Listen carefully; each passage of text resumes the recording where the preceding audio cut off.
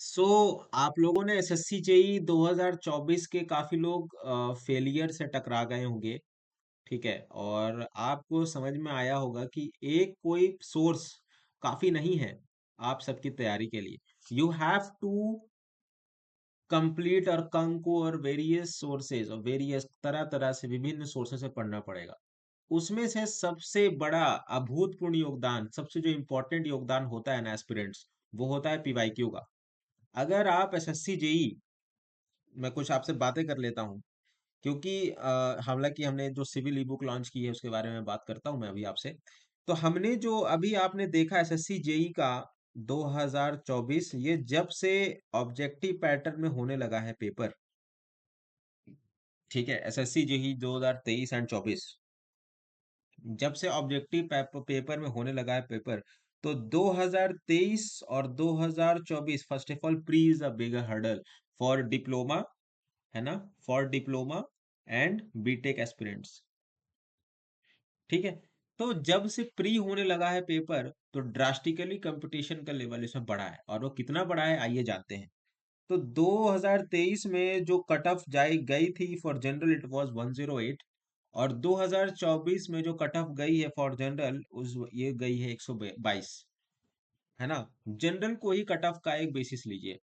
ठीक है, क्यों हुआ ये, ऐसा क्यों हुआ? सबसे पहले तो इसका सबसे बड़ा एग्जाम्पल है कि ऑब्जेक्टिव पेपर हो गया है दोनों प्री और मेंस।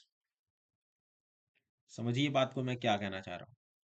ऑब्जेक्टिव पेपर हो गया है, प्री मेंस दोनों ऑब्जेक्टिव हो गए हैं। दैट हैज, जिनके पास पहले गूदा नहीं था ना मेंस लिखने का, कन्वेंशन लिखने का, वो लोग एसएससी जेई छूते तक नहीं थे।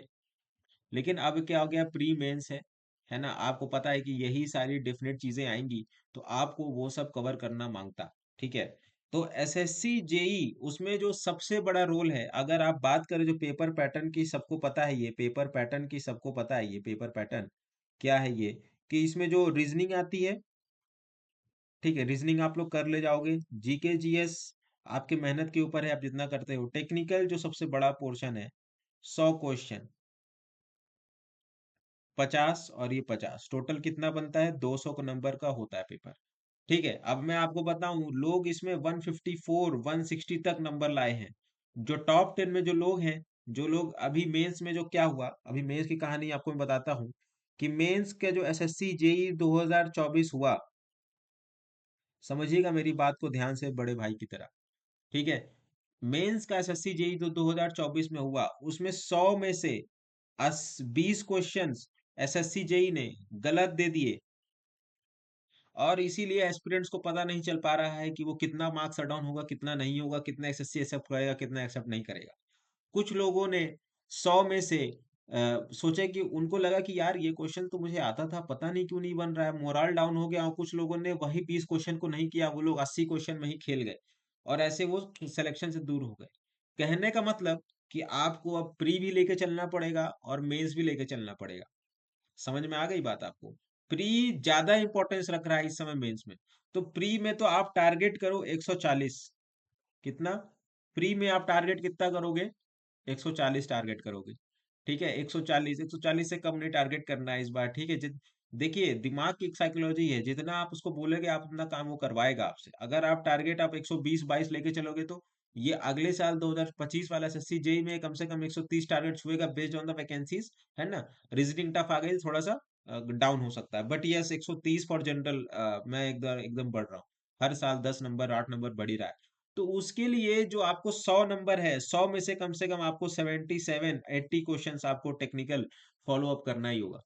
70 100 में से 77 80 क्वेश्चन आपको टच करना ही होगा। ठीक है, तो आप क्या करोगे, आप हमारी इस बुक को लगाओगे, SSC JE civil e book. ठीक है, इसमें 2007 से लेकर 2024 तक आपका कंप्रिहेंसिवली डिजाइंड आपका हमारे पास जो है सारा कुछ, यहाँ पे सब्जेक्ट वाइज और ईयर वाइज ई बुक है। हर साल जो पेपर आए हैं, हर साल जो पेपर बना है उसका इंक्लूजन है, टॉपिक वाइज उसका एडिशन है। ठीक है, और 2007 से 2024, क्योंकि पुराने क्वेश्चन तो आसान आसान आएंगे नहीं, आपको पूरा एसएससी जेई की पीवाईक्यू से गो थ्रू होना पड़ेगा। एस्टिमेशन एंड कॉस्टिंग, इसे टफ कॉन्सेप्ट्स को हमारे इस ई बुक में काफी अच्छे समझाया गया है। आप लोग समझदार लोग हैं, ई बुक का डिस्क्रिप्शन लिंक हमारे इस कमेंट बॉक्स में मेंशन है, डिस्क्रिप्शन में मेंशन है, आप जाइए वहां से इसका सैंपल डाउनलोड करिए। ठीक है, तो कुछ मैं सैंपल्स आप लोग को दिखा दे रहा हूँ कि क्या है। एसएससी जेई पेपर वन है ना, टॉपिक वाइज ऑब्जेक्टिव, तो ये सारी चीजें, तो स्टैंडर्डाइजेशन तो है ही गेट एकेडमी का, उसमें तो आपकी कोई दो राय नहीं है। सो ऐसे ऐसे टॉपिक का बाइफरकेशन है कि strength of material, shear force, bending moment, deflection of beams, transformation of stress strain. मैं सिविल वाला हूँ तो सिविल को डील कर रहा हूँ, ऐसे ही मैकेनिकल इलेक्ट्रिकल की ही बनी है, नो डाउट। ठीक है, तो ये इंडेक्स है, काफी ब्रीफ इंडेक्स है। ठीक है, एक एक टॉपिक पर नजर रखी गई है। और उसके बाद अगर हम बात कर रहे हैं, ये सिलेबस आगे रखा हुआ है आप सबके समक्ष कि स्ट्रेंथ ऑफ मटेरियल में ये सिलेबस है, जो एसएससी जेई का सिलेबस है वो यहीं पे मेंशन है, तो आपको सिलेबस बार बार देखने की जरूरत नहीं है। तो ये देखिए, पहला पेपर है कि क्या होता है इसमें, ठीक है, क्या क्या सॉल्यूशंस इसमें है, एंड क्या क्या, अब आप देखिए छोटे मोटे जो कॉन्सेप्ट्स होते हैं उसको डिटेलिंग्स में वो खो जाते हैं। ठीक, कि बताओ अगर तुमसे कोई पूछ ले कॉर का पॉइजन रेशियो क्या है, तुम नहीं बोल पाओगे, बट वही एसएससी जेई में आ रहा है। थोड़ी बहुत इंग्लिश कंप्रेस कर दे करके बोल देगा तो वही एसएससी जेई में आ रहा है।